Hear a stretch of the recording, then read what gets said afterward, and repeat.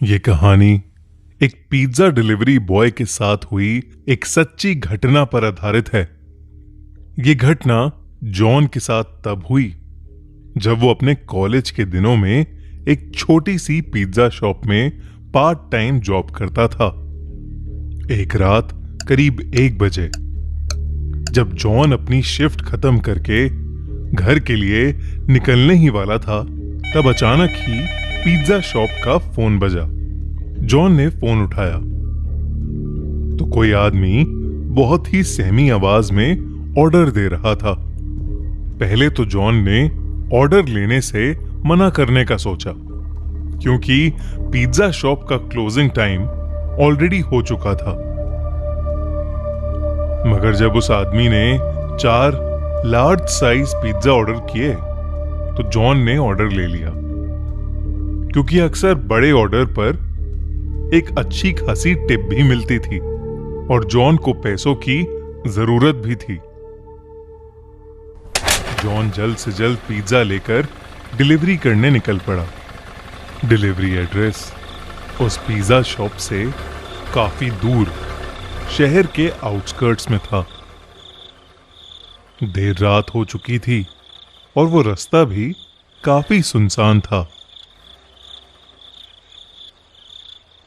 सड़क कच्ची थी और उसके दोनों तरफ बहुत सारे जंगली पेड़ पौधे थे। रास्ते में कोई स्ट्रीट लाइट भी नहीं जल रही थी, जिसकी वजह से वहां अंधेरा ही अंधेरा था। कुछ और देर की ड्राइविंग के बाद जॉन उस एड्रेस पर पहुंच गया। वो एक बहुत ही पुराने दिखने वाले अजीब से घर के सामने खड़ा था। वो घर फॉरेस्ट एरिया के अंदर था और उस घर की कोई भी लाइट नहीं जल रही थी, बल्कि आसपास कुछ हलचल भी नहीं थी। बिल्कुल ऐसा लग रहा था कि जैसे वो घर सालों से वीरान पड़ा है और उस घर में कोई रहता ही ना हो। जॉन उस घर को देखकर थोड़ा घबरा रहा था, इसलिए उसने अपने मैनेजर को कॉल किया। वो अपने मैनेजर को वो सिचुएशन एक्सप्लेन करके वहां से वापस चले जाना चाहता था, लेकिन उसके मैनेजर ने फोन ही नहीं उठाया। जॉन अगर बिना मैनेजर को बताए वो चारों पिज्जा वापस ले जाता तो उसका मैनेजर उससे बहुत ज्यादा गुस्सा हो जाता और उसकी सैलरी भी काट लेता। इसलिए जब बार बार कॉल करने पर भी उसके मैनेजर ने फोन नहीं उठाया तो उसने एक बार उस घर के पास जाकर डिलीवरी ट्राई करने का मन बनाया। जॉन जैसे ही आगे बढ़ा, उस घर के अंदर की एक लाइट ऑन हो गई। जॉन को थोड़ा सा कॉन्फिडेंस आया कि शायद अंदर कोई है। उसने डोरबेल बजाई और जोर से कहा, पिज्जा डिलीवरी। मगर कुछ देर तक किसी ने दरवाजा नहीं खोला। जॉन ने फिर से बेल बजाई तो उसे अंदर से किसी के कदमों की आवाज आई, लेकिन फिर से किसी ने दरवाजा नहीं खोला। जॉन वापस जाने ही वाला था कि अचानक से वो दरवाजा अपने आप खुल गया। जॉन थोड़ा घबराया हुआ अंदर घुसा। हॉल में एक डिम सी लाइट जल रही थी और वहां कोई भी नहीं था। जॉन ने आवाज लगाई, हेलो, कोई है? प्लीज अपना पिज्जा ले लीजिए। तभी जॉन ने देखा कि हॉल में पड़े सोफे के नीचे एक काली बिल्ली निकलकर एक रूम की तरफ भागी। जैसे ही वो बिल्ली उस रूम में घुसी, उस रूम की लाइट्स और टीवी ऑन हो गया। साथ ही छोटे बच्चों की शैतानी करने की और हंसने की आवाज भी आने लगी। जॉन को लगा कि कोई शायद उसके साथ किसी किस्म का मजाक कर रहा है। वो गुस्से में उस रूम के अंदर गया। वहां दो छोटी सी लड़कियां बैठी थीं। वो दोनों वहां बेड पर बैठे बैठे जॉन को अजीब तरीके से घूरे जा रही थीं। जॉन उनसे कहने लगा कि वो कब से डोरबेल बजा रहा है और वो लोग हैं कि दरवाजा ही नहीं खोल रहे।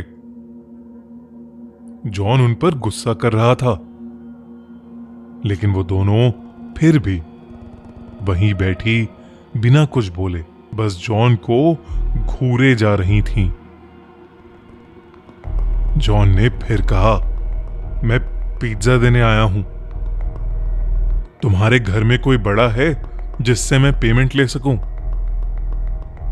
अचानक उन लड़कियों की आंखों का रंग सफेद पड़ गया और उनकी चुप्पी एक खतरनाक हंसी में बदल गई। उन दोनों ने उस कमरे के दरवाजे की तरफ इशारा किया जो जॉन के ठीक पीछे था।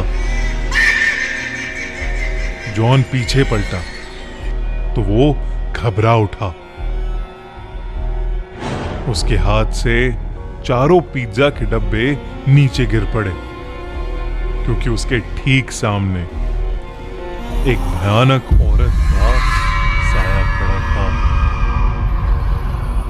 ये सब देखकर जॉन डर के मारे कांपने लगा।